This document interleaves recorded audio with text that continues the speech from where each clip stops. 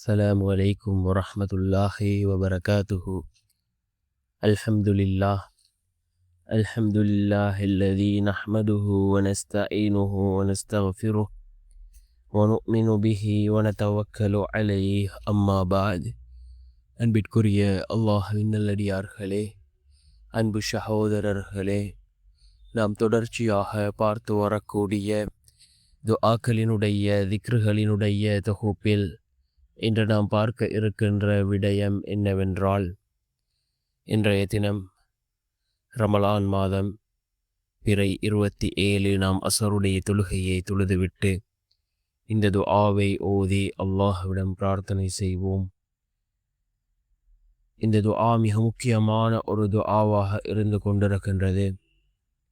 யார் இதனை ஓதுகின்றாரோ 30க்கும் மேற்பட்ட மலக்குமார்கள் அதனை பதிவு செய்கிறார்கள் என்று நபி அவர்கள் சிறப்பித்து கூறிய மிகவும் சக்தி வாய்ந்த ஒரு துஆவை தான் நாம் இன்றைய வீடியோவில் பார்க்க இருக்கின்றோம்.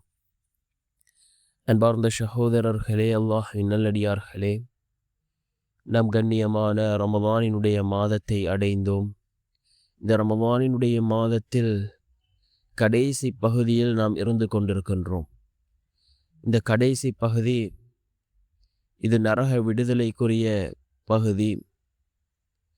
ரசூலுல்லாஹி ஸல்லல்லாஹு அலைஹி வஸல்லம் அவர்கள் கூறினார்கள், அல்லாஹ் ஜல்ல சுப்ஹானஹு வ தஆலா ஒவ்வொரு இஃப்தாருடைய நேரத்திலும் லட்சோப மக்களுக்கு அல்லாஹ் நரக விடுதலை அளிக்கின்றான் என்று கூறினார்கள் அருமை நாயகம் ஸல்லல்லாஹு அலைஹி வஸல்லம் அவர்கள்.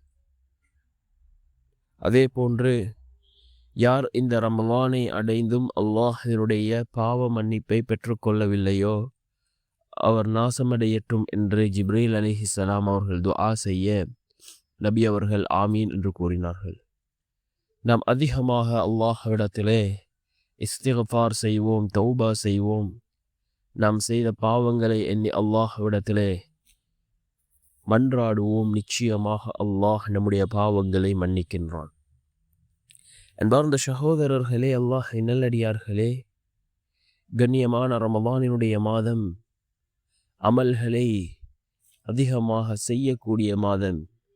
ஒரு ஃபர்லுக்கு 70 ஃபர்லினுடைய நன்மையை அல்லாஹ் வழங்குகின்றான். ஒரு சுன்னத்திற்கு ஒரு ஃபர்லினுடைய நன்மையை அல்லாஹ் இந்த கண்ணியமான ரமலானினுடைய மாதத்திலே வழங்குகின்றான். அன்பார்ந்த சகோதரர்களே, அல்லாஹ்வின் நல்லடியார்களே, நாம் அதிகமாக நஃபிலான சுன்னத்தான தொழுகைகளை தொழுவோம். அதிகமாக குர்ஆன்களை ஓதுவோம். அதே போன்று துஆக்கள் திக்ருகளில் ஈடுபடுவோம்.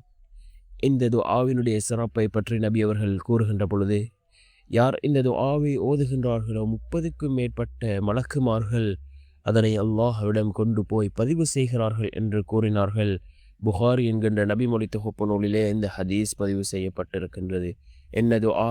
அல்ஹம்துலில்லாஹி ஹம்தன் கஸீரன் தய்யிபன் முபாரக்கன் ஃபீஹ்.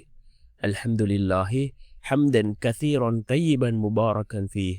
புகழ் அனைத்தும் உனக்கே உரியது, தூய்மையும் சுபீட்சமும் மிக்க உனது திருப்புகளை நிறைவாக போற்றுகிறேன்.